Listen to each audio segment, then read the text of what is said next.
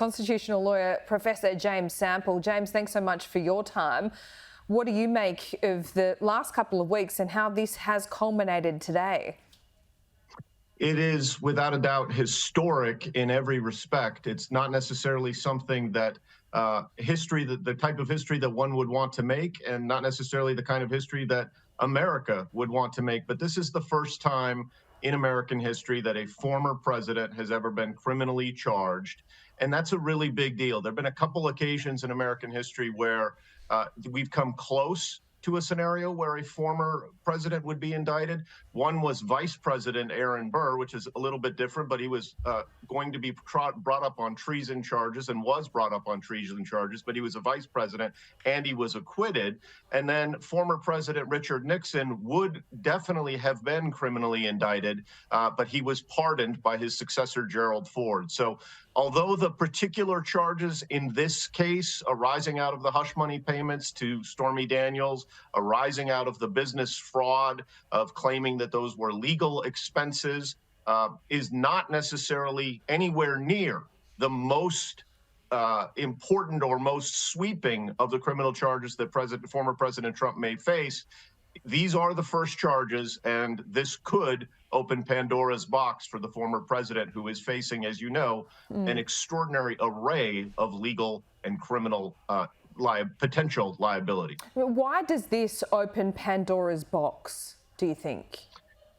Well, I mean, clearly, to a certain extent, that's, somewhat speculative, except for the fact that there was always going to be a question of who or which jurisdiction went first. I mean, the former president is facing these charges now in New York. There's the possibility of charges arising out of the January 6th insurrection and the denial of a free and fair election. There are the charges related to classified documents that he kept at his home, or at least kept at his home, and perhaps worse, in Mar-a-Lago. And then, of course, there are charges potentially going to arise out of the state of Georgia pertaining to his calls and efforts to, in his words, find 11,000 votes and to interfere with the process there. So it was those jurisdictions, New York State, the Federal Department of Justice, and the Georgia prosecutors. There's also the potential of charges brought by the New York Attorney General and who knows what else. They're not in coordination. These are all different jurisdictions led by different individuals. And so it would be improper for them to coordinate on timing and things of that nature. So this is the first. I doubt it will be the last. Right. OK. So what about the political element of this? We've been pointing out on this program, and Australia works very differently to the United States, that Bragg is not an elected, he's appointed. He's clearly a Democrat that is well established. So what can we draw from that? Is he just taking his orders from someone else, or was he appointed in the knowledge that he might take this course of action anyway? Well, one minor correction. An attorney general at the federal level in the United States is appointed, and there are some attorney generals in state jurisdictions who are appointed as well. Alvin Bragg was elected.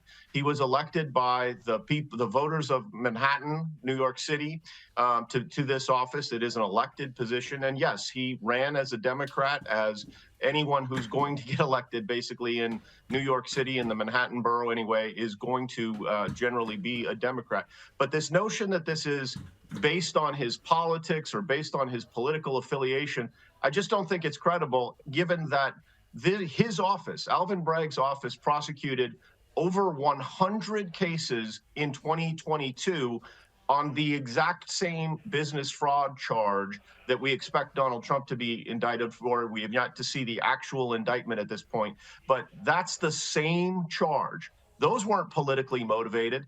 And this is actually holding the former president to the same standard, the same rule of law as those other 100 individuals that almost no one, whether here in the States or in Australia, has ever heard about, because those individuals didn't get the same attention. This is not a case of someone being singled out because of the prominence of the defendant, but rather it is a case of the prominence of the defendant not thwarting the rule of law being applied equally to everyone. OK, just one final question before I let you go. What happens next? Is Donald Trump going to do jail time? In the near term, almost certainly not.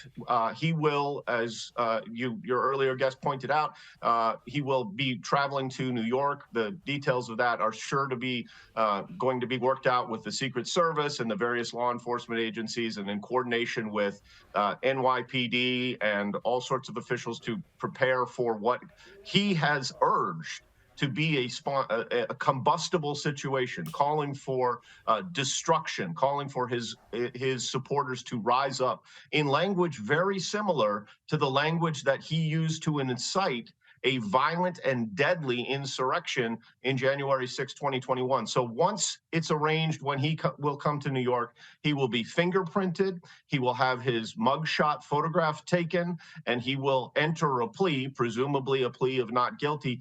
And given the fact that he is so prominent and he's unlikely to be a flight risk, and if he were to be a flight risk, he'd be found wherever he went, anywhere. I do not believe that he will be held in jail pending trial. I do not believe that the prosecutors here will or would be wise to seek bail. I think they will release him on his own recognizance, and then it will take time. There's a slow justice process, and likely this is the first stage, and probably approximately a year or just short thereof before he would have to stand trial, assuming that this case goes all the way forward to a trial. And Professor, thank you so much for your insights this morning. Appreciate Professor James Sample there.